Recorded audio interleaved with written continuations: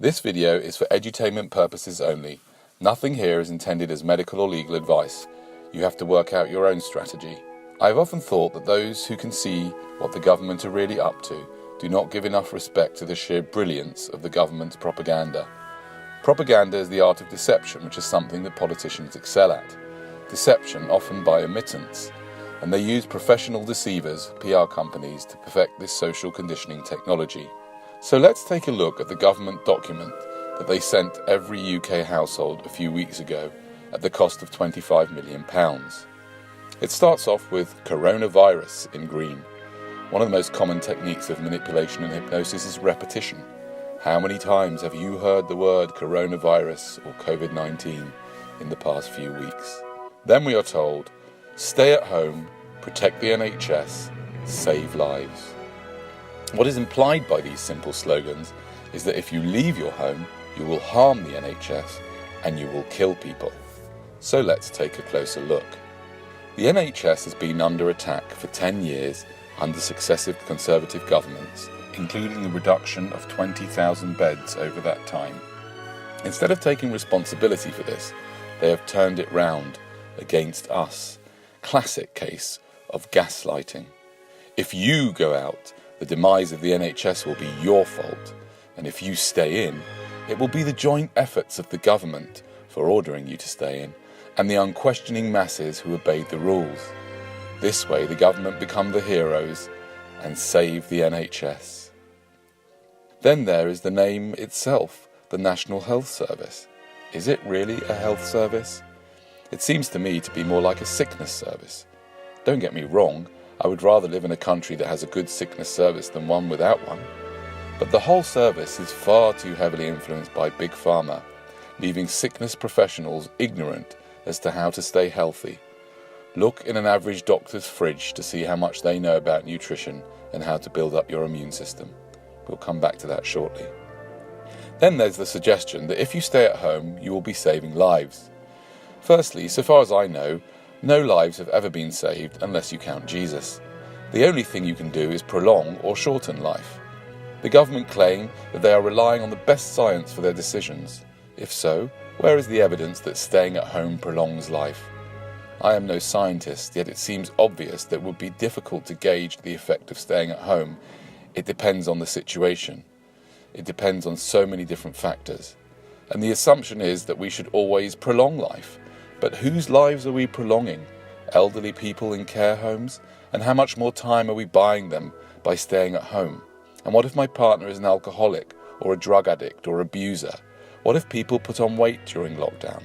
Maybe that would lead to shortening life.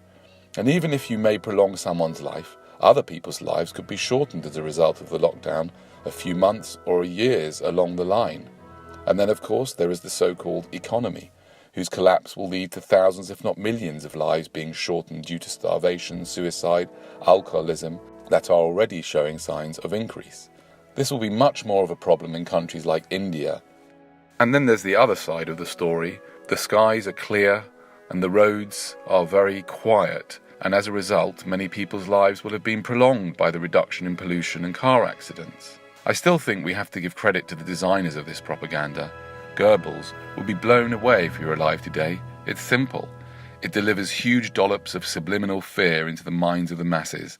By repeating the hypnotic mantra that staying home saves lives, it simultaneously makes people feel like they are heroes staying in because they're saving lives, whilst at the same time filling them with fear that they'll be killing people or they themselves will die if they go out. And to add icing to the cake, people love their governments for taking a tough stance. Another page states the single most important action you can take is to stay at home in order to protect the NHS and save lives. It then lays out the excuses for leaving your home and reminds us to stay 2 meters away from everyone. There is a page about symptoms. The main two are high temperature or a new continuous cough. And the advice is that you should stay at home and self-quarantine for 7 to 14 days if either you or a member of the household have even mild symptoms. They also suggest that you call 111, the non-emergency NHS helpline. There is a quarantine chart for people who have symptoms. There is another page about how to stop infection from spreading by washing hands rigorously and instructions not to touch your mouth, nose or eyes, which is a little bit unrealistic, given that the average person touches these parts of their bodies many, many times every hour. Finally, there are pages about vulnerable people, support for businesses and workers going to work. Have you noticed what is missing? The government have once again showed their true colours here. They don't care one iota if you get the virus or if you die. They just want to slow the spread. They care about when you get sick and when you die. Social distancing and quarantining may delay the possibility of people becoming ill, but it may not prevent illness once you come out of lockdown. I read recently that 66% of new cases in New York who end up hospitalised are people who have remained indoors. Why is that? All Boris & Co. and his controllers care about is that the NHS isn't overwhelmed and that they don't look bad. But has the curve not already flattened? And is not Nightingale Hospital in London almost empty? And if you were to ask the average person why they are staying home, many would say to avoid getting sick. But we have already pointed out that there is no guarantee that they won't get sick if they stay inside, and when they come out, they may have compromised immune systems from staying inside, not eating well, not taking enough exercise, alcohol abuse, etc., not coming in touch with bugs which strengthen the immune system, so they may not fare so well if they do get ill. They say nothing about how to boost your immune system to increase your chances of surviving the illness, and they say nothing about how to treat it, because the government and corporations never cared about our well-being. When you look at the government website about how to treat the illness, there is very little information there. Boris and his merry men have no interest in our well-being, and the doctors they choose to advise them have very little knowledge of nutrition, mind-body connection, stress reduction, and prevention of illness. They are only trained in dealing with sickness, and almost always with drugs. Let's look at some of their other messages. If you go out, you can spread it. People will die. Another brilliant slogan. Take a close look at this. It may be true that if you go out, you can spread it, but to then say, people will die? This is a big piece of the jigsaw. In his book, The Worm at the Core, Sheldon Solomon argues that according to recent research, anxiety of our death and its avoidance is at the core of almost everything we do, and death anxiety has been ramped up since all this began. If you are a driver, every time you go in the car there's a chance that you will kill someone or you will be killed. But to say if you go out, people will die is criminally misleading. Actually, you could die or be ill from the repetitive fear programming too. Furthermore, if none of us died, that would be even worse. Don't forget that all the people who have died from COVID don't have any problems, including the anxiety of life with COVID. Wouldn't it have been more accurate to say that there is a small chance that someone may die earlier than they would have if you go out? Then there's, your country needs you to sit on the sofa. I don't really need to say much about that. Then there are the daily reports, which are dripping with death figures. But again, they omit important figures that change everything. For the first few weeks, they showed the number of people tested positive alongside the number of deaths, making it look like the death rate was 10 to 80 times worse than it is now considered to be. Why did they do that? To me, that is a serious criminal offence. We are bound by the Public Order Act, but this information is alarming, harassing and distressing to the extreme, and it's constant. Then there are the number of people who die every day at this time of the year.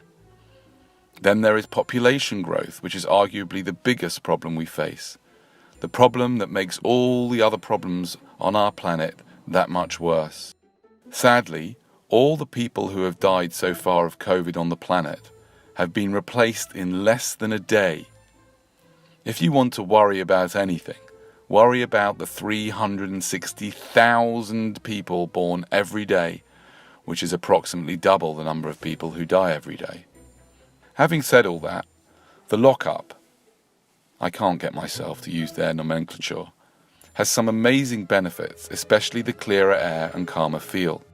And it has also meant that capitalism has taken a break. It is such a delight to wander around town seeing all the ridiculous corporations closed. Personally, I don't want it to end, although no doubt we will return to our madness soon. So it is clear that the government never did and never will have the masses' interest at heart. All Western governments have in order to control their population is propaganda, and this is textbook mind control, using terror and then appearing to solve the problem by locking everyone up. If the government and the medical establishment really had our well-being at heart, they would provide vitamin D, offer free exercise programs, help people reduce stress, support healthy eating habits, temporarily close off licenses, and at the very least force supermarkets to desist from marketing unhealthy foods and alcohol, and perhaps rearrange their stores to primarily provide the healthy stuff, with the unhealthy stuff round the back for the addicts. They would also provide a sensible advice as to how to manage the illness, the sort of advice you might get from a naturopath. And they wouldn't ban videos with established medical doctors who have successfully treated COVID patients with vitamins. Given all this, I'll leave it to you to how to live your life. However, you may want to isolate your television and practice media distancing, making sure you are at least 10 meters away from government propaganda at all times.